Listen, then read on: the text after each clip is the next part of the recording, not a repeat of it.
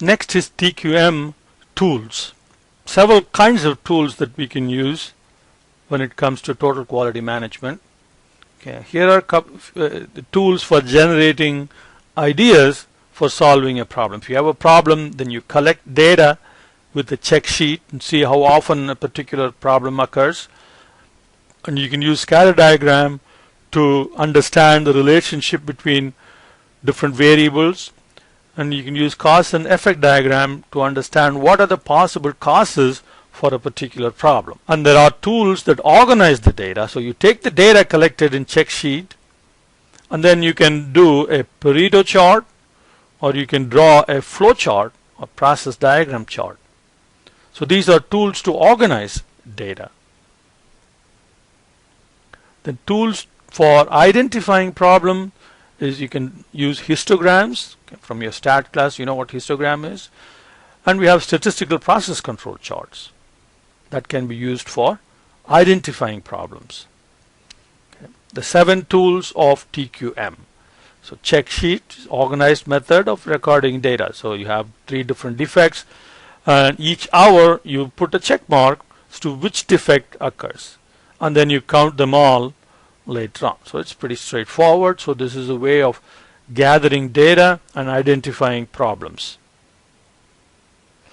Scatter diagram is when you have 2 different variables, and if you think that there is a relationship, for example absenteeism and productivity, then you see if absenteeism increases, productivity declines, and you find a relationship and try to use the relationship to improve productivity and you decrease absenteeism. Cause and effect diagram is you have a problem, okay, you have an effect. What are the causes of that particular effect? So that's what this cause and effect diagram tries to illustrate. And there are 4 M's that are illustrated as causes. The causes that are related to machinery or equipment, manpower is labor, materials is raw materials, parts, components, and so on, and methods is production process and procedures. There may be others, but these 4 M's are basic, and you organize all these different causes in this fashion, then that is called a cause and effect diagram. So what you would do is, if you have a problem, you would do a brainstorming session with all the people who are related to the problem, who have expertise in the area, then prepare a list of all the different causes, and then you group those causes into these 4 categories and chart them in this fashion. This kind of chart is also called fishbone diagram because of the resemblance to fishbone. Pareto diagram is a histogram and a cumulative chart. There is a particular way you have to draw the histogram. So the most frequent, the tallest bar first, and then the next tallest, and so on. So there is frequency, and then the frequency expressed as a percentage is plotted in a second y-axis in this fashion. And this way you can focus on the most important defect first, and then the next, and then the next, and so on. So it allows you to prioritize your activities.